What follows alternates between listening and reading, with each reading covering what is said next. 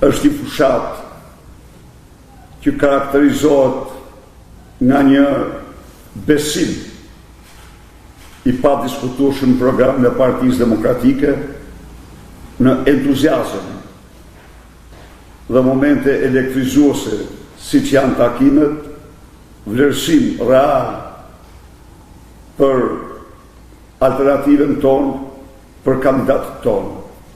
Në krahun tjetër ka një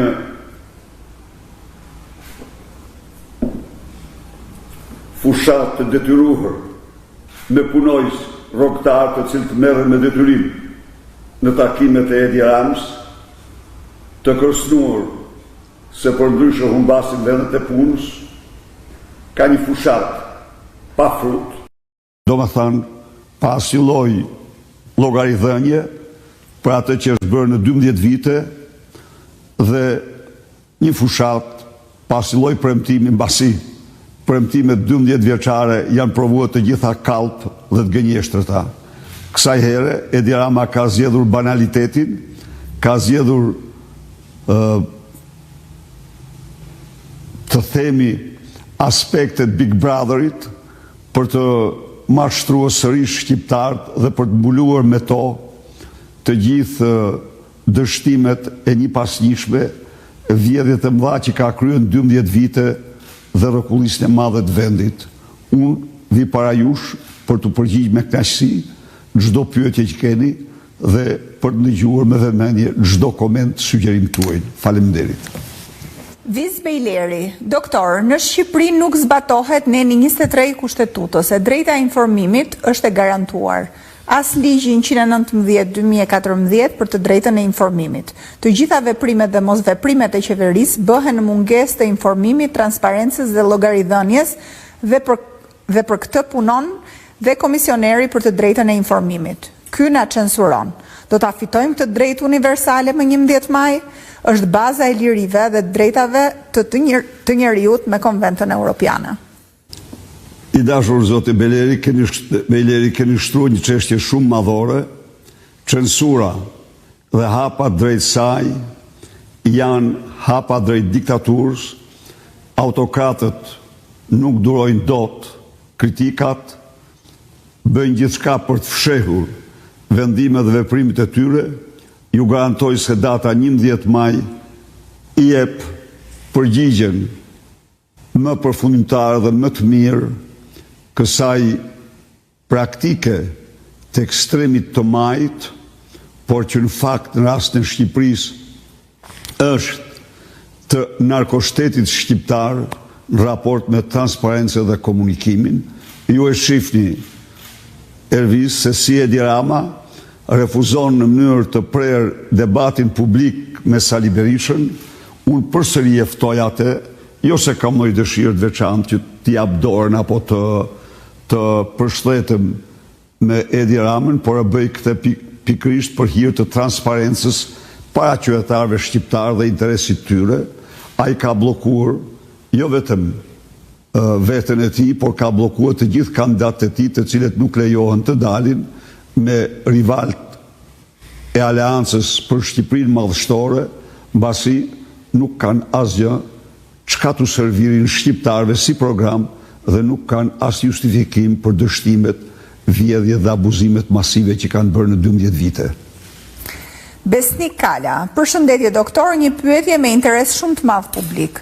Çfarë do të bëhet me administratën shtetërore që Rama i ka terrorizuar që të votojnë për dështimet e tij, pasi ju të merrni qeverinë, se shumica e tyre do të votojnë për koalicionin Shqipëria Madhështore? Është e vërtetë që administrata shtetërore është vendosur në një terror real. Ajo është e detyruar për të mbrojtur vendin e punës, të marrë pjesë në takime pa asnjë interes bajate të Edi Ramës.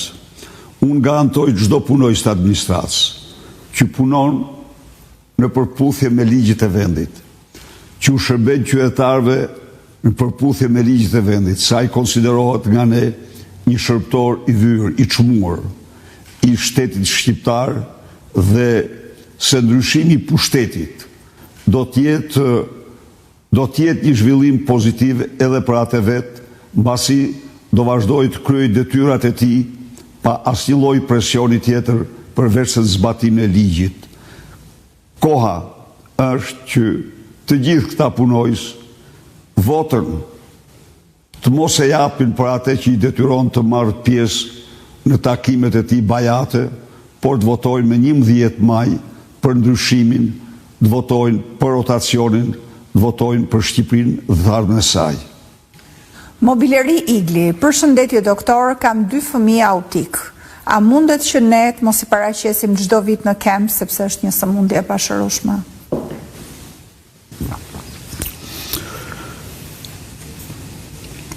Përshëndetje, zotëri. Së pari, do të ndaj pyetjen tuaj me 2 përgjigje. Natyrisht, një diagnoze tillë përjashton plotësisht detyrimin për të paraqitur çdo vit në kemp. Në vlerësimin tim, së dyti, ana tjetër pozitive është se me mbështetjen tuaj të babait, të nënës, të familjarëve dhe të shkollës, këta fëmijë ecin dhe arrin të përfundojnë shkollën, arrin të sistemohen si të tjerët. Pra, ka një kohë në të cilën vërtet është i nevojshëm kempi dhe mbështetja, ka një kohë tjetër kur ju dhe ata do festoni normalitetin e tyre në raport me bashkëmoshatarët. Klotilda Mane, doktor përshëndetje, jam një re që jetoj në Tiranë. Kam të ardhurat mjaftueshme për një jetesë të mirë në Shqipëri, por shqetësimi im është se nuk kam akses në strehim, pra me çmimet që kanë shkuar në stratosferë, nuk mundem të blej dot një shtëpi, pasi të ardhurat e mia mujore do të shkonin të gjitha për të paguar kredin. Dhe si unë janë gati më shumë se 90% të rinjve që punojnë. Dhe mungesa një shtëpie në e bën të ardhmen të zymt. Qeveria gjermane dhe konservatorët në Europë e kanë shpallur strehimin e emergjencë kombëtare, ndërkohë që ne nuk kemi as emigracion si ata dhe vendi është shpopulluar, sërish çmime të papërballueshme.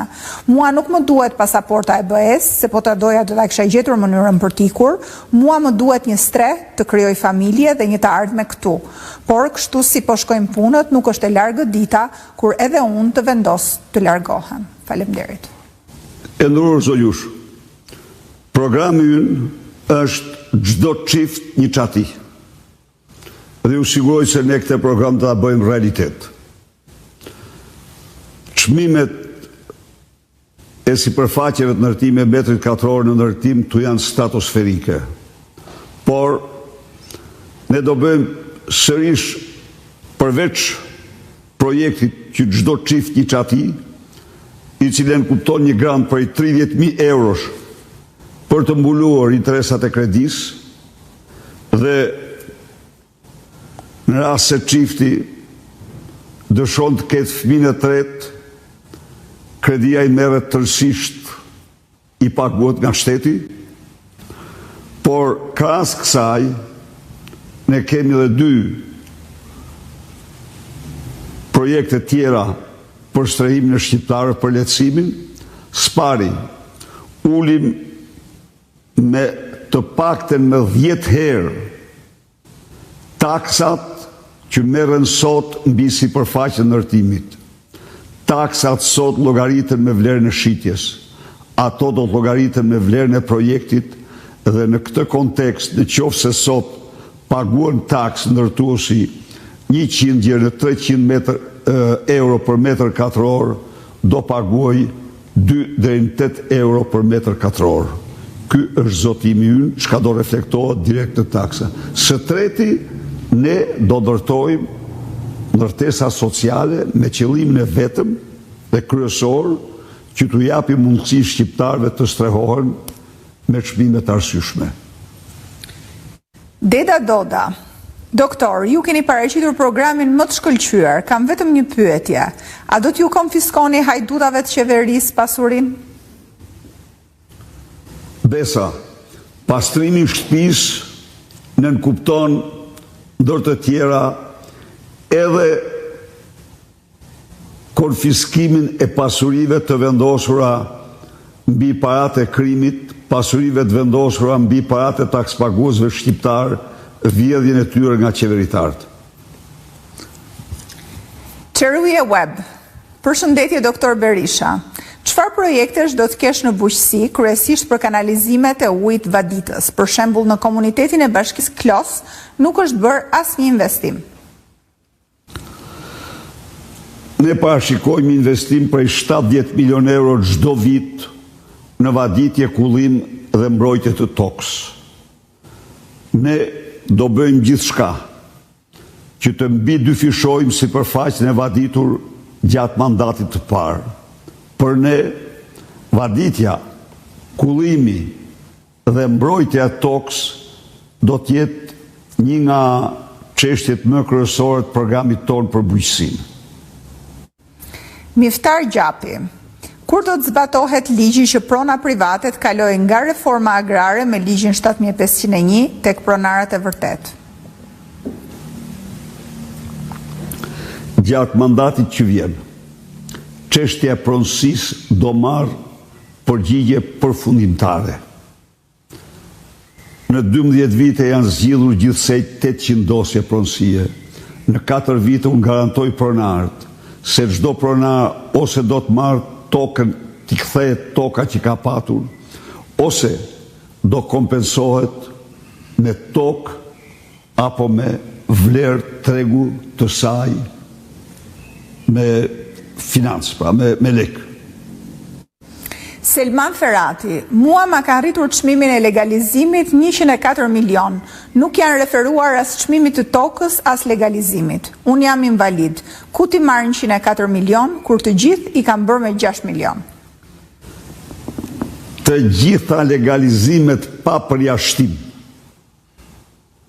do t'jenë falas pa asnjë lek, dhe lejet e legalizimit do të shtrohen në tapi 100 ditë e para të qeverisë ardhshme.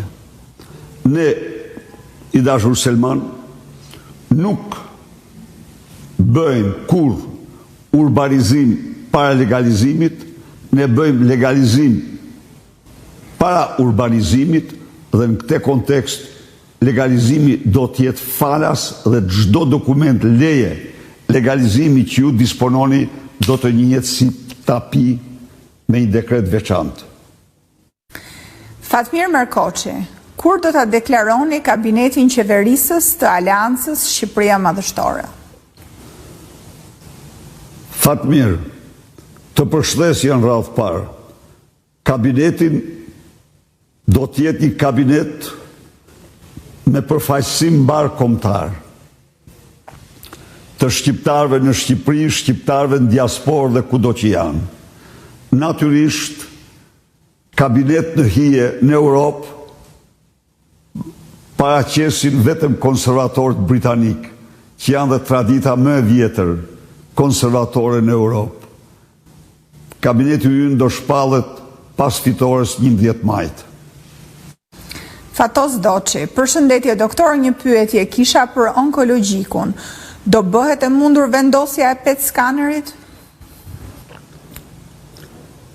Ju siguroj se aparati i parë, aparatura e parë që do të blihet, do të jetë PET skaneri i rezolucionit më të lartë. E konsideroj një akt të papërgjegjshmërisë së vërtet, mungesën në një shtet të këtij aparati me rëndësi shumë të madhe diagnostikuese. Halit Pepmarku, doktor, një pyetje, çfarë do të bëhet me shtëpitë e demokratëve që u shembën nga tërmeti dhe nuk u prek me dorë asgjë nga shteti? Demokratët do të marrin shtëpitë, ato do të rinërtojnë shtëpitë brenda një kohë rekord. Pasojat e tërmetit të cilat prej 6 viteve persistojnë do të marrin përgjigje përfundimtare. Të gjitha shtëpit do të rindërtohen dhe do u dorëzohen me çilë sandor banorëve të tyre. Sazan Shero, përshëndetje doktor, të uroj të gjitha sukseset, desha të pyesja për një problem që vazhdon me vite. Kam vjerin invalid dhe bashkëshortja ime është e përkushtuar për ta ndihmuar, por merr vetëm 12.000 lekë dhe s'njihen sigurimet. Si i bëhet? A e keni në program? Ne kemi në program për çdo shqiptar 200 euro. Pa asnjë dallim. Bashkëshortja do marrë 200 euro.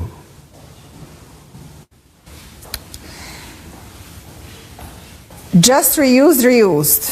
Përshëndetje. Keni ndonjë zgjidhje për rrymën elektrike që ka kosto shumë të lartë krahasuar me vendet e tjera në përbot, ndërkohë që rryma është pothuajse falas, bile shesim jashtë, dhe populli nuk ka rrymë gjatë gjithë kohës pa shkëputje. Ndonjë propozim konkret? Propozimi është ky. Ne zbresim rrymën elektrike në 7 lek kilovatin, i cili është sot 8.5 lek apo 9 lek. Së dyti, ne do ofrojmë shqiptarve, kudo që janë, vendosjen e paneleve diellore me mbështetjen e qeverisë, për të cilët ata do paguajnë 3 vite energjinë e prodhuar prej tyre si tarif energjie. Pas 3 vitesh do kenë falas energjinë në shtëpitë e tyre. Amarildo Marku, doktor, problemi serios diskriminimi që Edi Rama i ka bërë veriut në këto 12 vite. Rrugë me pagesë, ndërkohë rruga e Kombit është bërë nga qeveria jote, s'kishte pse t'u bënte me pagesë.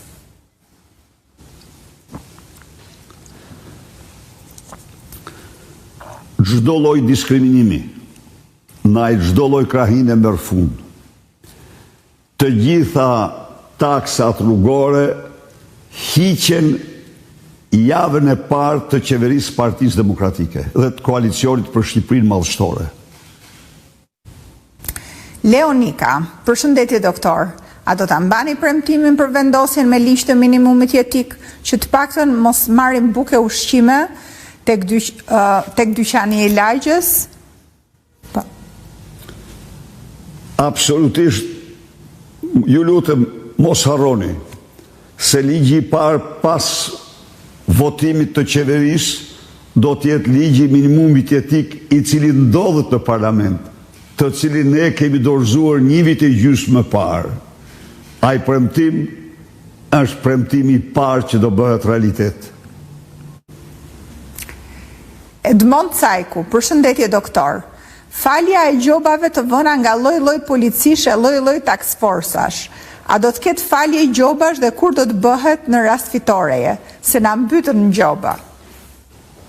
Të gjitha gjobat mbi qytetarët të vendosura para datës 11 maj dhe gjerë në vitin 92, gjoba dhe kamata çfarë do lloji dhe cila do qofshin ato, do të falen, do të jenë 0. Po kështu dhe gjobat e biznesit të vogël. Ju garantoj se amnistia për qytetarët, amnistia ndaj gjobave absurde të gjobvendësve, do të jetë nga aktet më të para të qeverisë së ardhshme. Afrim Curri dhe Megi Zoga kanë paka shumë të njëjtën pyetje për diasporën. Përshëndetje doktor Berisha, jetoj për 25 vitesh në Britaninë e Madhe. Thot Afrim Curri, me sa po shoh 90% e diasporës po voton për Partinë Demokratike dhe koalicionin tuaj. Sa të aftë do t'jeni që kjo vot mos tjetërsohet nga sekti rilindja? Sekti rilindja ka dëshirë të bëjmë çdo gjë mbasi e dinë që urrëtia shqiptarëve ndaj tij është e pakufishme, por ne po bëjmë gjithçka për transparencën e votës tuaj dhe u kam bindje se viti 2025 të dashur miq do të jetë viti juaj. Viti me të cilin ju me votën vullnetin tuaj përcaktoni fatin e Shqipërisë në ndryshimin e madh. Okej, vazhdojnë për votën e diasporës. Presim ndërkohë pyetjen e radhës.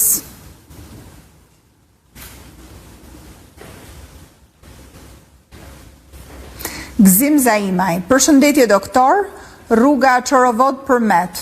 Është ndaluar së zbatuari projekti që e bëri qeveria juaj. Çfarë do të bëhet? Do shkojë gjë në fund, do zbatohet plotësisht. Okej.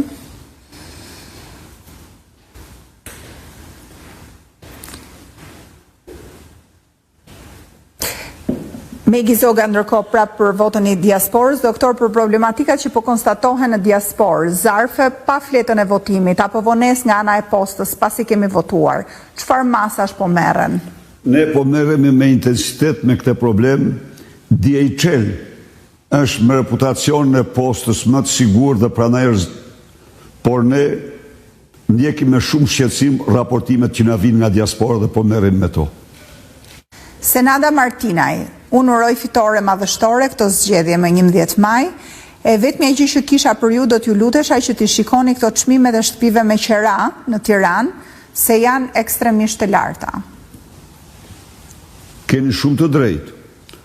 Çmimet e ndërtesave në Tiranë dhe çmimet e qerave të ndërtesave, çmimet e ndërtesave janë të përcaktuara nga droga dhe korrupsioni.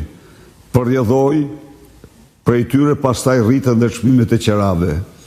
Ju siguroj se sistemi i ri fiskal mbi ndërtimet sociale do t'japi një ulje të ndjeshme të këtyre çmimeve, qoftë në blerje, qoftë në qera. Bedri Bami, doktor, si bëhet me gjykatat, prokurorit në rrethe që i ka shkatruar? I dashur Bedri, çështja e drejtësisë është çështja më themelore që kanë shqiptarët dhe që për fat të keq e kanë realizuar vetëm ata që kanë të bëjnë me drejtësinë. Pra shqiptarët kanë humbur tërësisht të drejtën themelore të një procesi ligjor të drejtë. Quhet proces ligjor i drejtë ai proces që zhvillohet në përputhje me ligjet dhe brenda një kohe të arsyeshme. Një proces ligjor në gjykata që kërkon 15 vite, siç kërkon sot në Shqipëri, është një proces ligjor i vonuar, inekzistent. Drejtësia e vonuar është drejtësi e mohuar. Këtë përjetojnë sot të gjithë shqiptarët. Sot janë në sistemin e drejtësisë në të gjitha shkallët janë 230.000 dosje për shqyrtim. Ato donë të paktën 20 vjet dhe po vinë duke u rritur.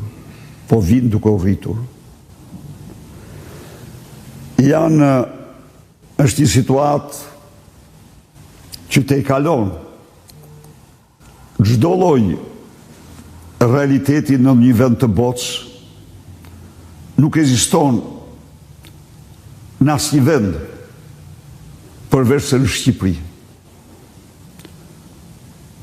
Reforma e George Sorosit kaq shumë e lavdruar nga sorosizmi ishte shkatrimi përfundimtar ose mohimi përfundimtar i drejtës shqiptarëve për të patur një proces ligjor. Ne kemi shpallur dhe shpallim. Se rikthimi kësaj të drejte, se garantimi i procesit ligjor për shqiptarët është një nga detyrimet tona më madhore. Ne po bëjmë përgatitje, jemi në kontakt me personalitetet shquara botërore në fushën e drejtës, si qeveri. Do vendosim bashkëpunim të ngushtë me Komisionin e Venecias dhe t'u japim përgjigje në të shpejtë të mundshme të kësaj situate asgjësuese të një të drejtë themelore për shqiptarët e drejta e procesit ligjor. Me gjithë vështirësitë që paraqet, jam optimist. Ka mijëra shqiptarë sot që kanë studiuar në universitetet më të mira të Europës së botës për drejtësi, por që i kanë dyrë të mbyllura, nuk mund të hynë në sistemin e drejtësisë në Shqipëri, sepse do të kalojnë shkollën e Rakipit. Rakipi është një mafioz, Albert Rakipi, që përdor shkollën e magjistraturë për bizneset vetat. Këto do marrin fund pas 11 majit. Spartak Dano, përshëndetje doktor, jam një banor i fshatit Trajgjas. A mund të më thoni se çfarë qëndrimi do të mbani për projektin e grabitjes së ujit të Trajgjasit për t'u çuar tek rezortet e oligarkëve në Palas dhe Dhërmi? Unë me këtë ju përshëndes një përzemërsisht, garantoj ju, banorëve të Trajgjasit dhe të gjithë banorët e lumit Vlorës, se asnjë litër ujë nuk do mund të mirret kur pa miratimin tuaj të plot. Spari. Së dyti, qeveria aktuale dhe ajo që vjen mbrapa ka të gjitha mundësitë për të garantuar sasi kolosale ujë pa e marrë Trajgjasit, Dukatit, Kuçit, Gjormit, apo të gjithë fshatrave, asnjë litër ujë. Janë i dashur, mira litra ujë të nëndheshëm që derdhen në det, të cilat kërkojnë vetëm tërheqjen e tyre me pompa, gjerë në depo të cilat mund t'i dërgosh në çdo drejtim. Por e vërteta është që këto ujëra nuk janë vetëm në zonën e Vlorës, por janë edhe në zonën e Dhërmiut dhe në zonën e Bregut. Kështu që qeveria, para se të mendoj t'i shproj në shkretëtir 35 fshatra të lumit Vlorës, t'ja heqi ujë që është jetë e tyre, të marri pompat, ujnë e ëmbël, që është kudo. Ja u thëmu ju, ka patur projekte të mëdha për marrjen e tij, për transferimin e tij drejt Italisë. Ta transferoj një pjesë të madhe të tij drejt Bregut shqiptar, pa shqetësuar ju. Kështu që asnjë shqetësim mos keni, asnjë vot mos hipni për ata që duan të grabisin ujin. Ju siguroj se uji do mbetes i ujë i paprekshëm. Rok Deda, përshëndetje doktor Berisha, a do të hiqet apo të paktën të zvoglohet taksa e rrugës që paguajmë sa herë hedhim karburant në makina? Ju kujtoj se për çdo litër karburant paguajmë 32.4 lekë të reja, taksë rrugë përfshirë edhe TVSH. Ndërkohë që në Maqedoninë e Veriut karburantet janë me rreth 120 lekë litri, në Shqipëri është 175 lekë litri. Në fakt, pardje kanë qenë 107 lekë litri në Maqedoni. Dhe keni shumë të drejtë. Asnjë diskutim nuk ka që bara fiskale mbi litrën e naftës do të zbres në nivelin e saj që ekziston në Maqedoni dhe në Kosovë dhe në Shqipëri nuk do shitet litër nafte më shtrejt ose plus minus 10% të çmimit që kanë Kosovë dhe Maqedoni. Alban Tirana, diktatorët kur janë gjallë ndërtojnë busta. Rama në mes të Tiranës ka bërë surratin e tij në Gradaçel. Kur të vinin pushtet, a do t'ja ndryshoni surratin e të vinit? Do t'ja thyejmë hundën, po ta ketë të qartë. Fejzo Subashi, zoti Berisha, mendoj se batutat e Ramës dhe gjua e tij në takime po ju çorienton, po tërheq vëmendjen e votuesve nga fokusimi drejt programit tuaj. I dashur Fejzo, vetëm atë qëllim ka. Fushat e tij ka si qëllim më kryesor të shman llogaridhënien për 12 vite që ka qeverisur.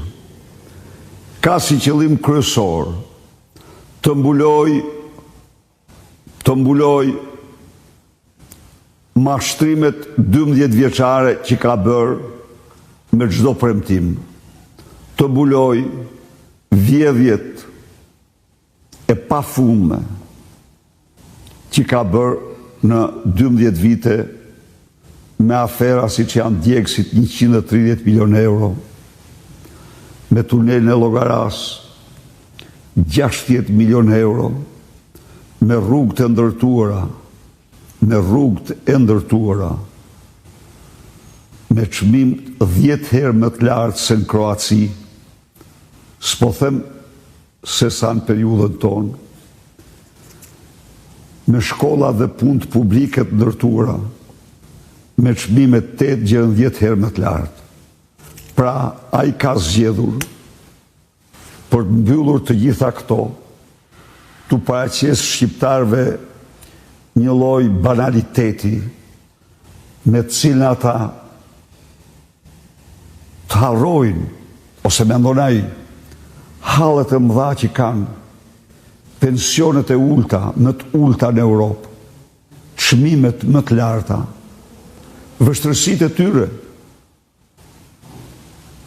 për ushqimin e përditshëm, pa mundësinë e tyre për të mjekuar smundjet që kanë, detyrimin e tyre për të kërkuar fëmijëve që të largohen në rrugët e dheut, për të mbuluar papunësinë, që është një epidemi për të rritë shqiptar, për të mbuluar rrogat e ulta, çmimet stratosferike. Pra, kjo është e vërteta. Ndaj dhe ne, nuk devjojmë nga programi ynë, ne do shkojmë çdo ditë, duke paraqitur një program, i cili paraqet një mundësi reale për çdo shqiptar. Për pensionistin, një mundësi për një jetë ndryshe. Mbasi nuk do ketë pension me tullë se 200 euro pas vendosjes minimumit jetik, dhe pensionet tjera do rriten me 20%. Për rrogultin, një rrogë, nuk do ketë rrogë ndën 500 euro. Për rrogën mesatare, 1200 euro. Dhe jo vetëm kaq, por të gjitha rrogat, mbi rrogën e ulët, për shkak të uljes të atim fitimit mbi të ardhurat personale, rriten automatikisht me 13%, sepse sot ata paguajnë 23% taksen. Nesër do paguajnë 10% të këtyre të ardhurave. Pra, do kenë kartën e konsumatorit, pensionist dhe rrogullt. Studenti do ketë bursën 200 euro. Mesatarja do hiqet në shkolla. Mbarur shkollën do bëhet gjithçka për punësimin e tyre. Do ketë grante për bizneset e tyre. Për çdo çift një çati, në mënyrë që të mund të vendosin ëndrrën e tyre në Shqipëri, një çati kundër një granti, 30.000 euro për të paguar interesat e bankës, dhe në rast se çifti vendos të bëhet me fëmijë të tretë, ai do ta ketë të shlyer nga shteti të gjithë kredinë. Kështu që në realitet ky është një projekt që mund ta përmbledhim me 2 fjalë. Mundësi e re për çdo shqiptar. Në fakt e prekët problematikën e studentëve, sepse pyetja nga Klajdi Debrova është pikërisht çfarë do të bëni për studentët, çfarë plani keni? Për studentët së pari, hiqet mesatarja e vendosur si shpat Demokleu mbi ta për të përjashtuar nga e drejta e universitetit të paktën 60% të maturantëve. Një. Së dyti, vendoset bursa 200 euro. Së treti, tarifa përgjysmohet ose hiqet si pas rastit në çdo fakultet. Së katërti, pas mbarimit, punësimi i të diplomuarve do t'jetë përparësia më e madhe, 1 vit do paguaj qeveria sigurimet shoqërore çdo punëmarrësi për një të ri, grant për strehimin e çifteve prej 30.000 eurosh, grante dhe kredit buta për të rinj që do fillojnë start-upe, bizneset vogla. Pra, për ne, objektivi më kryesor është që të rinjt shqiptarët vendosin të ndërtojnë në Shqipëri ëndrrën e tyre. Wesley Arben Shurdho, doktor, që të marrësh ilaçet për kurim leuqemie në QSUT, i bie t'i marrësh me 1 muaj vonesë prej burokracive, se rekomandimin në rrethe e merr, por kur aplikon për QSUT janë data të zëna për gati 1 muaj dhe i bie të jemi pa ilaçe 1 muaj. A imagjinohet ky absurditet? Zoti Shurdhi, s'pari njëherë ju shpreh solidaritetin tim më të madh. Dhe ju garantoj që situata që nuk ka të përshkruar në rrafshin njerëzor dhe në rrafshin shkencor që ekziston në spitalin onkologjik do të marrë fund me urgjencë. Edi Rama, zoti Shurdhi, 4 muaj më parë, pasi unë jo se bëri sigur nuk e njifte situatën, deklaroi se ato janë krime kundër njerëzimit. Por fakti që edhe pas 4 muajsh, Edi Rama, që disponon buxhetin 8 miliard euro, nuk mori asnjë mas, për asnjë ndryshim, të regon se kryeautori këtyre krimeve është vetë ai. Separat për ju vidhen. Se vjedhja e parave të ilaçeve tuaja ka zhdukur çdo ndjenjë njerëzore te këta zyrtar, të cilët hedhin valle mbi fatkeqësinë tuaj, të cilët pasurohen si shushunja mbi fatkeqësinë, mbi smundjet me ilaçet që vjedhin, paratë e ilaçeve që vjedhin nga ju. Eduard Lurthi, zoti Berisha, nëse do të zgjidheni sërish kryeministër, çfarë masash konkrete do të ndërmerrni për të përmirësuar jetën dhe trajnimin e fëmijëve me çrregullime në spektrin autik në Shqipëri? A do të ketë më shumë mbështetje për terapit, shkollimin dhe integrimin e tyre në shoqëri?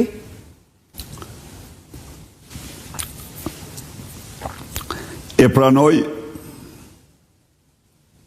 publikisht se nuk kam bërë atë që do të kisha bërë për fëmijët autik,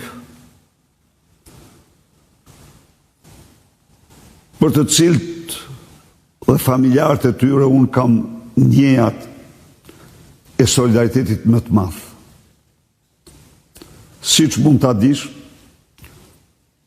Lili, bashkëshortja ime, për 20 vitesh pasi doli në pension, drejton qendrën rajonale të autizmit, e drejton në mënyrë vullnetare pa asnjë lloj shpërblimi. Dhe në këtë mënyrë e thash këtë për t'ju siguruar se në familjen tonë kjo çështje është pothuajse e përditshme në diskutimet që kemi. Por një pengesë ka qenë për mua prania e saj në drejtimin e qendrës për shkak konfliktit të interesit që krijon. dhe vete ka thënë ajo se disa kërkesa që janë adresuar, jam detyruar të kufizohem për të mos e konsideruar konflikt interesi. Tani duhet ju të njoftoj ju se koha provon që nofta kam patur të drejtë. Kur shoh që Edi Rama me prokurorët e tij politik më ka akuzuar për korrupsion, faktin se vajzat e dhënë rinj kanë sponsorizuar 3 familje në nevojë për trajtimin e fëmijëve të tyre në qendrën rajonale të autizmit. Ku dhe njëherë qendër që drejtohet nga Liri Berisha pa asnjë shpërblim. Dhe këtë Edi Rama dhe prokurorët e tij e kanë konsideruar akt korruptiv.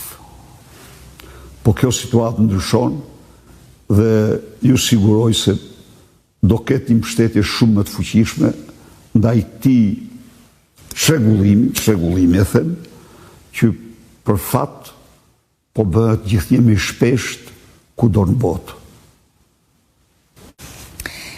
Gjevdet Lusha, babai Masiela Lushës, aktores, Zoti Kryeministri im, a do të ma ktheni tokën e grabitur dhe shtëpinë e fituar me 2500 orë punë vullnetare? Quam Gjevdet Lusha, babai Masielës, i kthyer në atë dhe. Do të rikthejmë çdo pronë të plaçkitur dhe grabitur me vendimet antikushtetuese dhe ligjet antikushtetuese të këtij regjimi.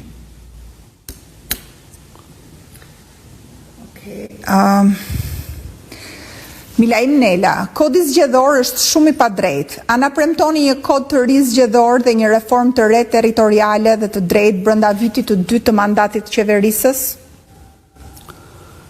Një përshëndetje të përzemërt, Milaim, keni shumë të drejtë.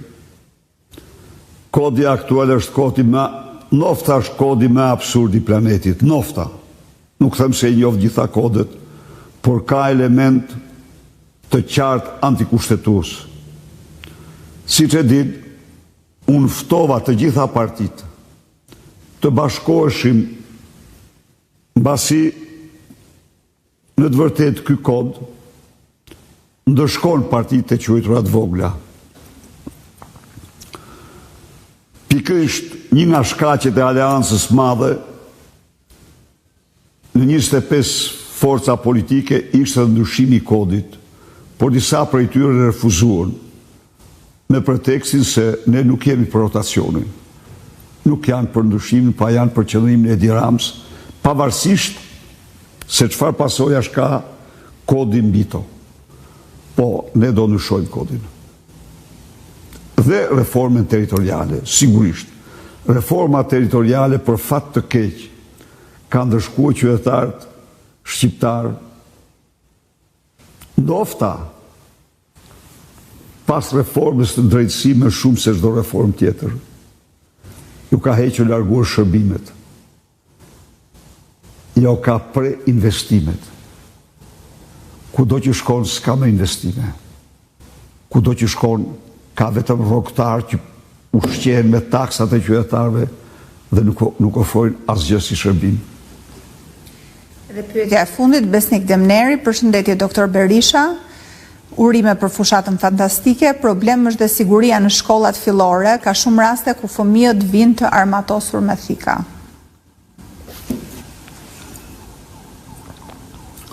Problem madhor dhe në rritje. Vetëm muajt e fundit ka patur vrasje dhe plagosje në shkollat tona. Disa jo një. Një qëndrim krejtësisht tjetër ndaj dhunës në shkolla do mbahet. Toleranca do t'jetë 0. Nga ana tjetër, shkollat do kenë si orar, jo orarin e mësimit, por 8 orë. në mënyrë që fëmijët të qëndrojnë, të mund ushqehen dhe të bëjnë dhe detyrat dhe mësimet në shkollë dhe familjarët të kryejnë detyrimet në punë që kanë. Çështja e shkollave është çështja e dhunës në shkolla është një çështje madhore edhe e familjeve, të cilat nuk duhet kur të pranojnë të çojnë fëmijët armatosur, që fëmijët e tyre të shkojnë në shkolla të armatosur, por dhe të mos kenë asnjë motiv për ta bërë këtë.